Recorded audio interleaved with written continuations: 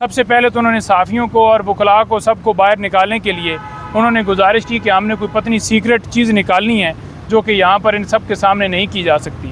हम भी बड़ा शौक़ देख के पत्नी क्या ओरिजिनल साइफ़र लेके आ गए हैं। जब समाज शुरू हुई है तो उन्होंने जो हमने देखा कि जो कानून पढ़ रहे थे, जो वो कानून का हवाला दे रहे थे, उस कानून को वो बताना ही नहीं चाह रहे थे कि ये कौन सा कानून है। हमने जब उनसे पूछा कि आप बताएं कि ये कौन सा लॉ पढ़ रहे हैं, तो उन्होंने जी कहा कि ये सीक्रेट है, हम नहीं बता सकते।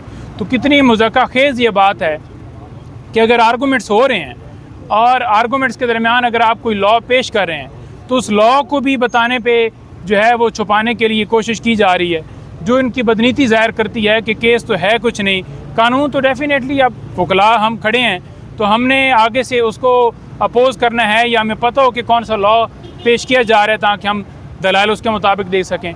तो ये प्रोसीडिंग के अंदर ये सारी चीज़ें की गई, लेकिन उनकी तरफ से तकरीबन आधा पौना घंटा आर्गूमेंट्स हुए हैं। हमने कोई ऐसी चीज़ नहीं देखी जो कि वो साबित कर सके। हमारा जो बिल्कुल क्लियर मौक़िफ़ ये था कि आपने जुर्म साबित करना है, आप साबित करें कि क्या जो डॉक्यूमेंट्स जो कॉपियाँ थी जो जिसको साइफ़र को डीक्लासिफाइड किया गया, क्या वो जो डीक्लासिफाइड जो कॉपियाँ थी वो किसी के आगे भेजना और इस तरह से जो है उसकी तशरीह करके सेंड करना, क्या वो जुर्म था। आप इसको साबित करें ना कि ये हमने जुर्म किया। तो उनसे साबित नहीं हो पाया किसी तरह से कि ये आपने जुर्म किया। फिर हमने ये कहा कि जो आप चोरी के हवाले से बात करें, प्राइम मिनिस्टर ऑफिस का जो अमला है वो इसका कस्टोडियन है, उनके ऊपर ज़िम्मेदारी आयद होती है। ये भी हमने हवाला दिया कि जैसा आप बैठे हुए हैं अदालत में, अगर यहाँ पर कोई ऑर्डर हो रहा है या यहाँ पर कोई डॉक्यूमेंट्स है जो कि आपके स्टाफ के पास है और वो गायब कर देता है, तो उसकी ज़िम्मेदारी आपके ऊपर तो नहीं है। जो इंचार्ज होता है उस अपनी पोस्ट का, जो उसके पास डॉक्यूमेंट्स जाएंगे उसका ज़िम्मेदार वो होता है। और जो पुराना लॉ है, जो पुराना ऑफिशियल सीक्रेट एक्ट है, उसका भी हमने हवाला दिया कि ये नया जो है इसके ऊपर इतलाक़ ही नहीं होता। वो कैसे नहीं होता? आइन का आर्टिकल 12 वाज़ेह है कि जो पुराना जो भी कानून होगा, जिस वक्त उस जुर्म किया गया होगा उसके मुताबिक उसकी कार्रवाई होगी, ये भी बताएगी बात। लेकिन हमने ये देखा कि किसी तरह से वो साबित नहीं कर पाए, और जो वो उन्होंने दफात लगाई चोरी के हवाले से, वो भी वो साबित नहीं कर पाए कि कोई खान साहब ने कोई वीडियो पेश कर सकें या कोई ऐसी एविडेंस। और जो रोल है प्रिंसिपल सेक्रेटरी का आज़म खान का इस FIR के अंदर, हमने वो भी पूछा कि जब उनका रोल डाला गया है कि वो सारा कर रहे हैं, तो क्या उन्होंने कोई बेल ली है, क्या उन्होंने कोई किसी जगह के ऊपर आपने कोई जो इंक्वायरी कर रहे थे उसमें कहीं पे आपने उनको डाला है? तो कोई ऐसी बात नहीं थी। फिर असद उमर साहब के हवाले से वाज़ेह तौर पर हमने ये भी कहा कि जब असद उमर साहब के हवाले से बातचीत हो रही है, यही कि आज उन्होंने प्रीवियस बेल ली है, तो क्या उनके हवाले से कोई रोल आप क्लैरिफाई करें ना। तो वहाँ पर प्रोसिक्यूशन ने आज उनको क्लीन चिट देते हुए कहा है कि कोई शवाहिद नहीं है इनके ख़िलाफ़, जो इटसेल्फ सारा केस एक्सपोज कर रहे हैं कि सिर्फ़ और सिर्फ टारगेट जो है वो इमरान खान साहब हैं। और ये सियासी तौर पर ये इंतकामी कार्रवाई करके, जैसा कि आपको पता है कि 200 के करीब केसेस बनाए गए, और ये भी उसी की एक कड़ी है। ये भी एक बात बताएगी अदालत को।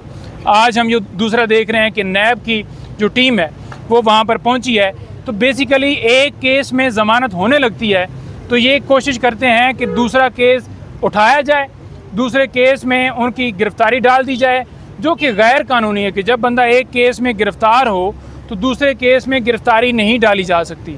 इसके ऊपर सुप्रीम कोर्ट की जजमेंट्स वाज़ेह हैं, इसके ऊपर honourable chief justice Islamabad high court के रिमार्क्स वाज़ेह हैं। लेकिन लास्ट टाइम भी ऐसी गिरफ़्तारी डाली गई जो कि 15 दिन बाद हमें पता चली। आज अगर ऐसा काम ये करते हैं तो वो बिल्कुल गैर कानूनी होगा। जी, कोई सवाल? सर, क्या इन जजेस के अबू असनाद साहब को, बाकी जो हाई कोर्ट के जजेस हैं सर, उनको ये नहीं पता कि इस तरह गैर कानूनी है, फिर भी ये हरकतें हो रही है, उनको दोबारा गिरफ्तार किया जाता है? तो सर, ये खुद क्यों एक्शन नहीं करते? देखें, बात ये है कि आपने वाज़ेह देखा कि 3 MPU के तहत जो लोग गिरफ़्तार हुए, हाई कोर्ट ने उन्हें छोड़ा, फिर गिरफ़्तार कर लिया। 16 MPU के तहत फिर गिरफ़्तार कर लिया। ज़मानत प्रोटेक्टिव देती है, फिर भी गिरफ़्तार कर लिया जाता है। मज़ीद किसी मुकदमे में गिरफ़्तार नहीं करना, फिर भी गिरफ़्तार कर लिया जाता है। इलेक्शन की जो डेट दी जाती है अदालत की तरफ से, इलेक्शन कमीशन अहकामात नहीं मानता। President Arif Alvi election commission को बुलाते हैं, वो जनाब कहते हैं कि मैंने आना नहीं। तो मुल्क के अंदर इन्होंने आइन को बेआइन कर दिया। इस वक्त पाकिस्तान जो सरजमीन है वो बेआइन हो चुकी है। जी, ताज़ा तरीन ये है कि फ़ैसला इस वक्त महफूज हो गया है। दूसरी तरफ से जो प्रोसिक्यूटर्स हैं वो अपने जो नोट्स हैं, जो उनका आर्गूमेंट्स हैं, वो नोट करवा रहे हैं और जज साहब आज ही इसके ऊपर फैसला देंगे।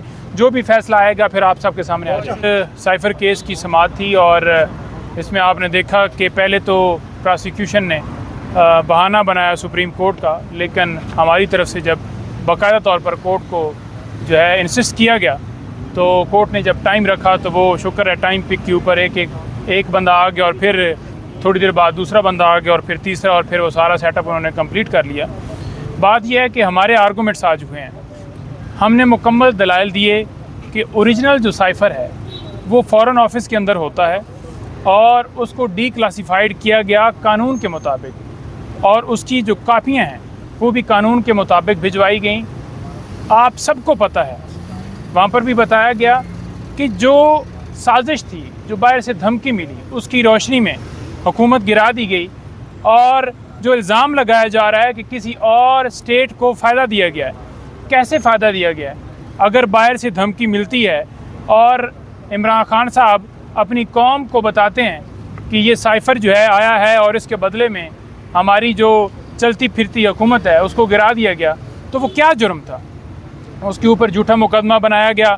और आज सारे फैक्ट्स जब रखे गए तो हमने देखा कि जब प्रोसीडिंग दूसरी तरफ से स्टार्ट हुई, जब प्रोसिक्यूशन ने आर्गूमेंट्स किए, सबसे पहले तो उन्होंने साफ़ियों को और वकला को सबको बाहर निकालने के लिए उन्होंने गुजारिश की कि हमने कोई पतनी सीक्रेट चीज़ निकालनी है। हाई कोर्ट के अंदर जो आज बाकी मुकदमात के हवाले से समाअत हुई है उसका भी थोड़ा सा हवाल बता दें, क्या उनको कोई रिलीफ मिला इमरान खान साहब को? यहाँ देखें, हम यहाँ पर मौजूद थे, उसके अंदर मैं लुब्बे लुबाब ये बता दूँ कि जो बेल्स खान साहब की खारिज हुई इस बुनियाद के ऊपर हुई कि खान साहब पेश नहीं हुए, उसके ऊपर कानून वाज़िया है, उसके ऊपर इस्लामाबाद हाई कोर्ट का फ़ैसला सामने पड़ा हुआ है जिसमें वाज़िया तौर पर यह है कि वीडियो लिंक के ज़रिए हाज़िरी लगाई जा सकती है या फिर उनको प्रोड्यूस किया जा सकता है, जो कि अदालत को इस्तदा की, लेकिन मुअज़्ज़ज़ अदालत ने वो हमारी सदा कबूल नहीं की और उनकी टेक्निकली बुनियादों के ऊपर बिला वजह बग़ैर कानूनी जवाज़ के बेल्स खारिज कर दी गई। उन तमाम ऑर्डर्स को हमने चैलेंज किया है और वहाँ पर हमने इन मुकदमात में गिरफ्तारी से रोकने के लिए भी इस्तदा की है।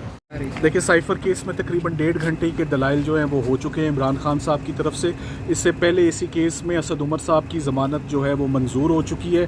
इमरान खान साहब की हद तक बहुत एक्सटेंसिव आर्गूमेंट्स मैं अपने कर चुका हूँ और अब सरकार ने अपने आर्गूमेंट्स शुरू किए हैं। ये उम्मीद की जाती है कि आज तकरीबन 2-2:30 बजे के बाद फ़ैसले मुतवक्के है साइफ़र केस के हवाले से, तो तब तक मुनासिब नहीं है कि मेरिट्स ऑफ द केस के ऊपर कोई कॉमेंट करूँ। Thank you very much. देखिए, आर्गूमेंट्स मुकम्मल हो गए हैं दोनों साइडों से। हम ये समझते हैं कि इसमें ज़मानत का केस बनता है और ज़मानत हो जाएगी, और on the face of it अगर इल्ज़ामात को दुरुस्त भी तस्लीम कर लिया जाए तो वो 2